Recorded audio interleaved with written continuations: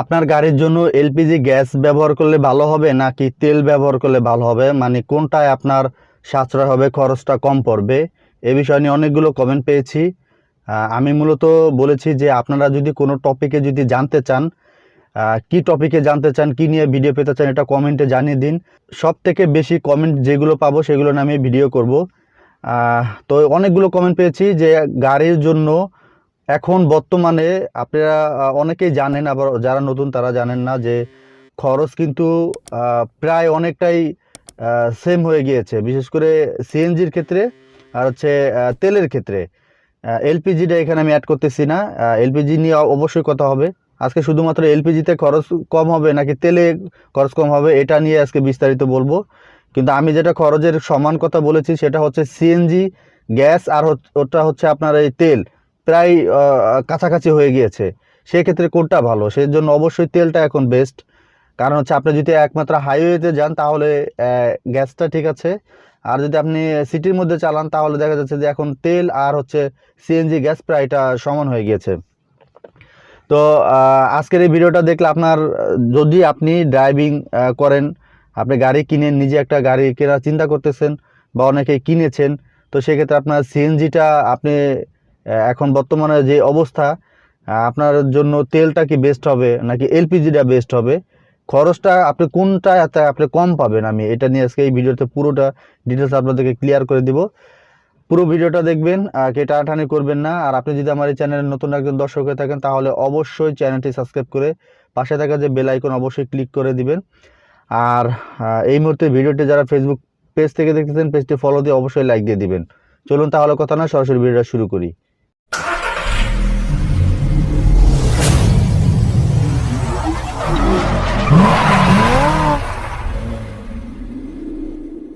দেখেন এখন কিন্তু বর্তমানে কিন্তু গ্যাস তেল কিন্তু দুটোরই কিন্তু দাম কিন্তু প্রায় সমান সমান। কিছুদিনের মধ্যে আবার গ্যাস তেল দুটোরই বেড়ে যাবে।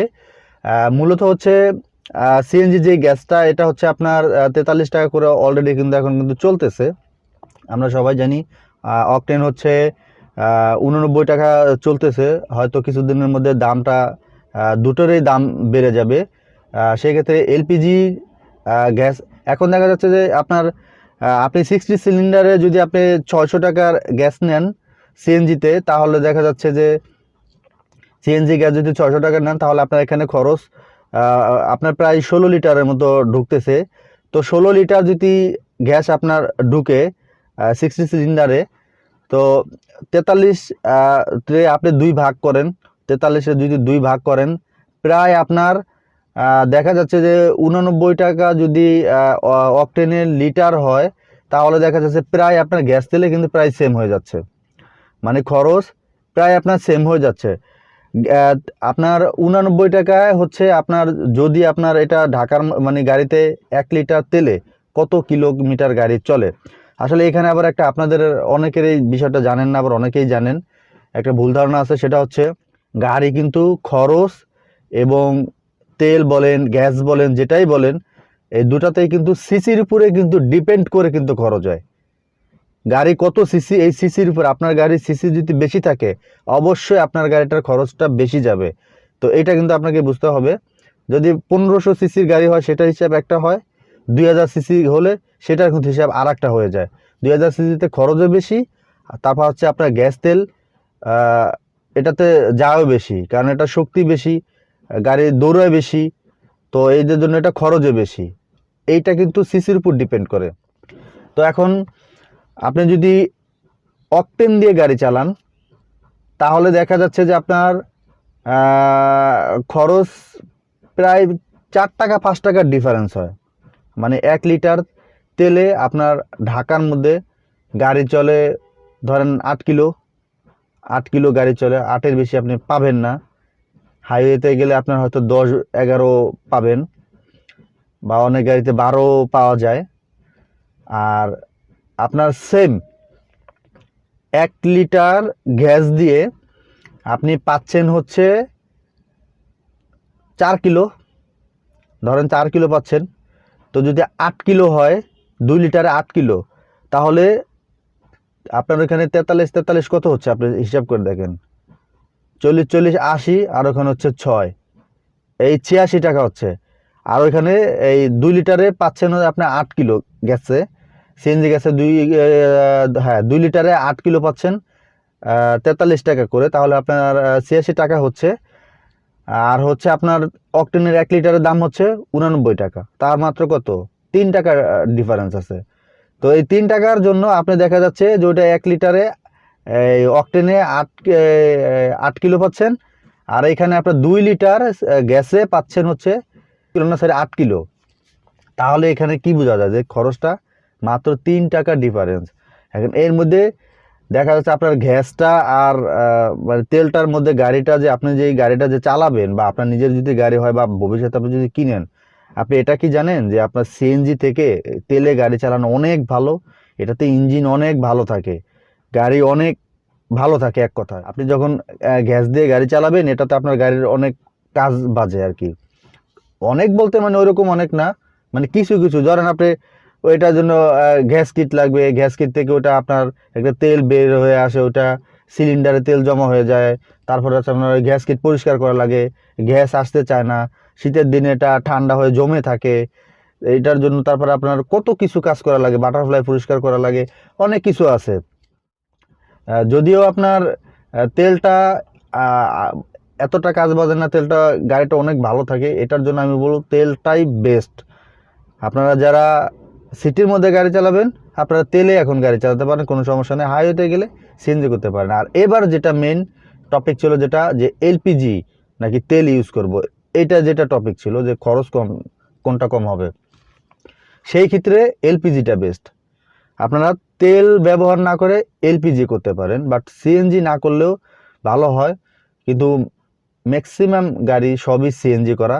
আপনি যদি তেলটা ইউজ করেন তাহলে আপনি এলপিজিটা লাগিয়ে নিতে পারেন। এলপিজিটা বেস্ট, কারণ এলপিজি হচ্ছে আপনার প্রত্যেক লিটারে আপনি দেখা যাচ্ছে যে আপনার 10 কিলোর মতো পাবেন। হ্যাঁ, 10 কিলোর মতো পাবেন।